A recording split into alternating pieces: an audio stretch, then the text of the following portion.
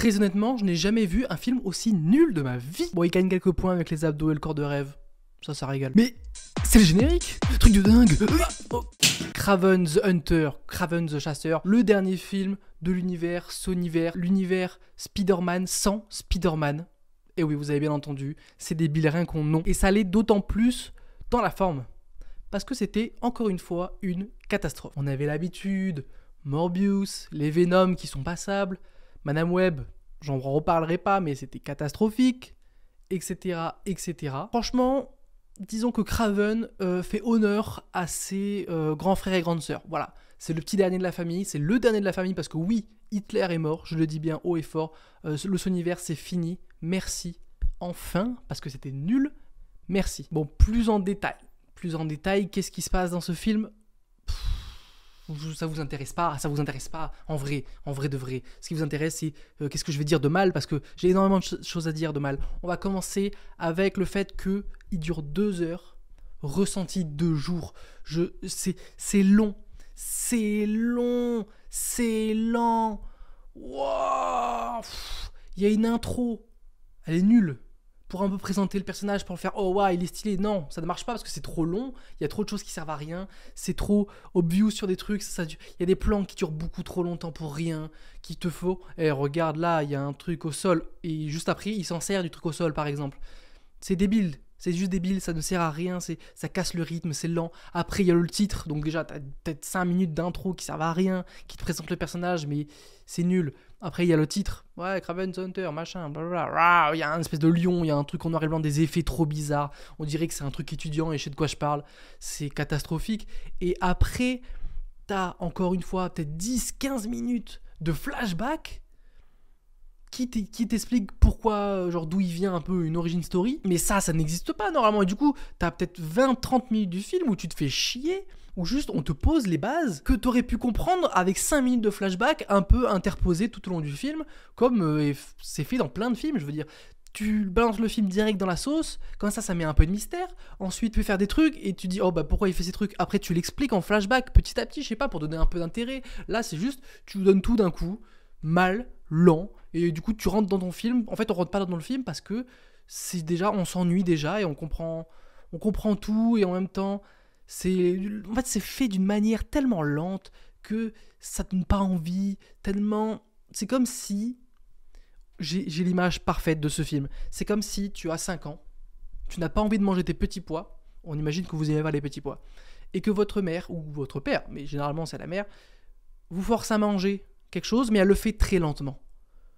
D'accord ? Vous êtes là en mode, non, je veux pas manger mes petits pois, et là, elle arrive. Tiens, mange tes petits pois. Hop, elle vous force à avaler, etc., etc. Et ça, pendant 2 heures. Au moins 2-3 fois pendant le film, je me suis dit waouh, là c'est long là. Et là ça se voit que c'est pas la fin. Waouh, un enfer. Je pense que vous avez compris, c'est globalement nul. Voilà, c'est vraiment nul. C'est pas beau, c'est pas crédible. Aucun acteur ne fait un bon rôle, aucun acteur a un bon acting, on n'y croit pas, même eux ils y croient pas, ils s'amusent pas, ils sont pas dans le rôle. C'est nul. Voilà, je veux.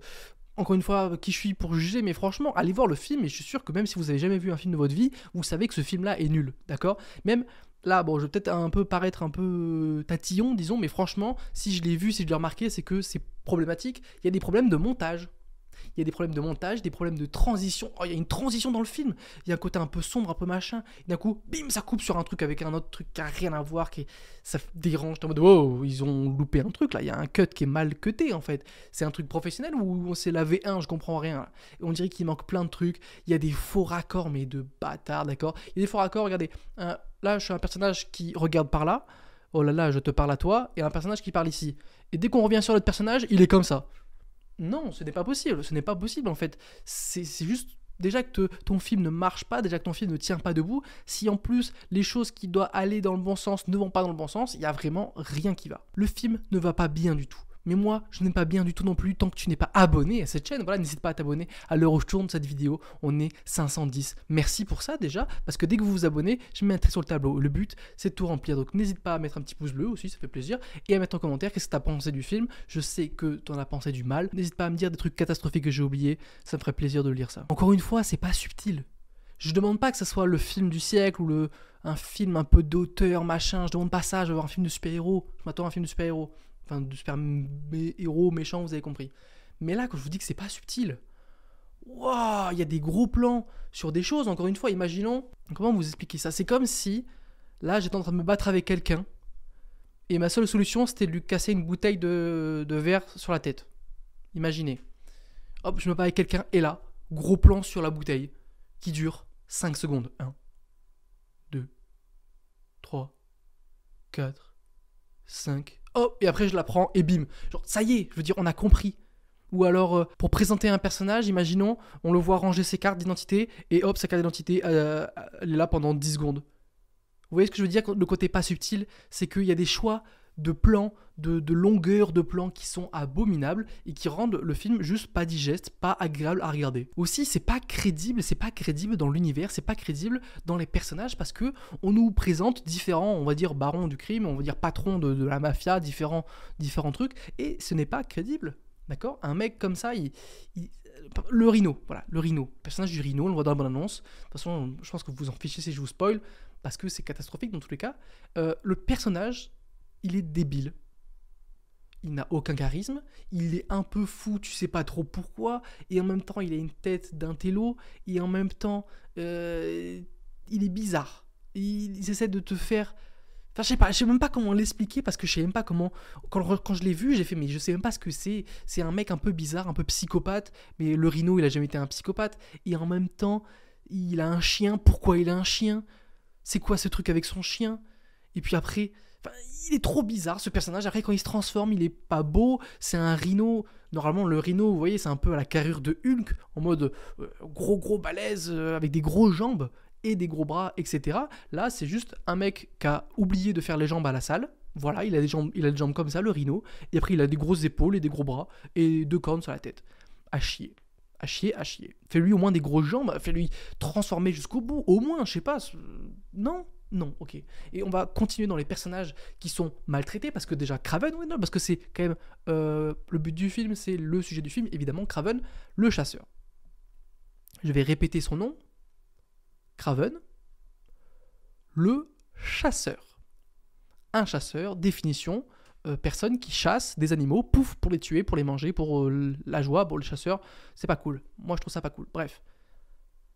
Donc, dans ce film, Kraven est ami avec les animaux, leur parle ou je sais pas quoi, ils sont copains avec les animaux, il les protège. Bah non. Bah pardon, mais non, Kraven le chasseur, ce n'est littéralement l'opposé d'habitude, où il chasse les animaux les plus féroces, il chasse les gens les plus féroces pour son pur plaisir, parce que il est pas méchant, mais c'est sa raison d'être, la chasse, etc. D'avoir des trophées, etc. C'est pour ça qu'il va voir Spider-Man, parce que Spider-Man, pas facile à avoir, etc. Si vous voulez un bon Kraven, jouez à Spider-Man 2 sur PS5, PS4, PS5 je crois, ou les deux, bref, on s'en fiche. Parce que là, il y avait un vrai Kraven menaçant. Et en plus, Kraven, c'est un homme, tout simplement. C'est pas un homme avec... On lui a donné des fleurs bizarres dont on sait pas d'où ça sort. Il s'est fait mélanger avec son sang et le sang d'un lion, on sait pas d'où ça sort. Et du coup, après, il a des pouvoirs surnaturels comme si c'était Captain America avec Spider-Man. Mais c'est quoi ce bazar? Normalement, c'est juste un homme qui aime la chasse, qui est un vrai chasseur, qui... c'est pas un héros non plus. D'accord? Là, Kraven, dans ce film, il veut tuer les méchants parce qu'ils font le mal. Non, c'est pas ça, Kraven. Kraven, c'est il veut tuer des gens parce que ça lui fait plaisir, pour son ego de con de chasseur, parce que il veut leur grosse tête sur son mur, je sais pas quoi, on s'en fiche. Là, mon père, il était méchant, et du coup, tous les gens comme mon père méchant, je vais les faire payer, je vais les tuer, parce que je suis un chasseur, donc je tue les gens. Waouh.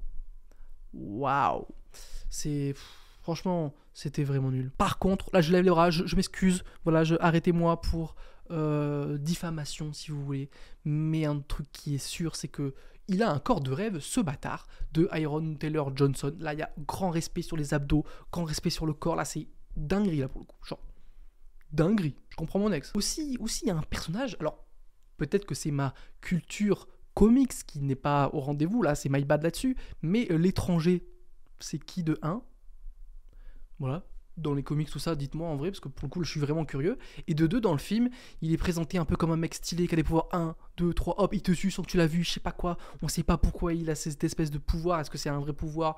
Est-ce que c'est juste. Je sais pas, on sait pas en fait, on ne connaît rien de ce personnage. Après, il raconte un peu son. Ouais, moi je veux tuer Kraven parce qu'il a tué mon mentor, machin. On s'en fiche de ta vie. On s'en fiche. T'aurais pu être un mec qui veut juste tuer Kraven pour le plaisir, ça aurait été littéralement mieux.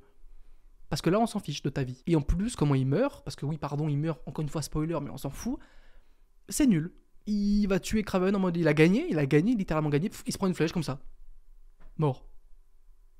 Bah nul, juste nul. Et à la fin, il y a une espèce de teasing en mode oh là là, je suis le caméléon, et il s'est changé, il change de forme, son frère, je sais pas quoi. D'un coup, il devient méga méchant alors que tout au long, il était nul et t'as jamais vu le vrillement, le côté. Pourquoi d'un coup il déteste son frère alors qu'il a toujours aimé? Est-ce que pendant un petit peu pendant le film il faisait semblant? Et en fait il a toujours détesté. Encore s'il le détestait depuis le début. D'accord, mais il déteste pas depuis le début. Au début il déteste un peu parce qu'il part, il abandonne. Ok, là tu me dis il déteste depuis toujours, aucun problème. Mais non, après dans le film on les voit, ils s'aiment bien en tant que frère. Et à la toute fin, non, je te déteste mon frère, t'es comme mon père en fait. Hein, tu l'as tué, c'est ça? Ah là là, bah, bah, je suis le caméléon et je vais prendre toute la ville. Heureusement, encore une fois, que le Sonyverse est mort. Et merci pour ça. Merci d'avoir arrêté ce massacre des comics. Merci pour le genre super-héroïque qui se portait très mal en grande partie à cause de vous. Et moi, je vous dis à plus dans le bus.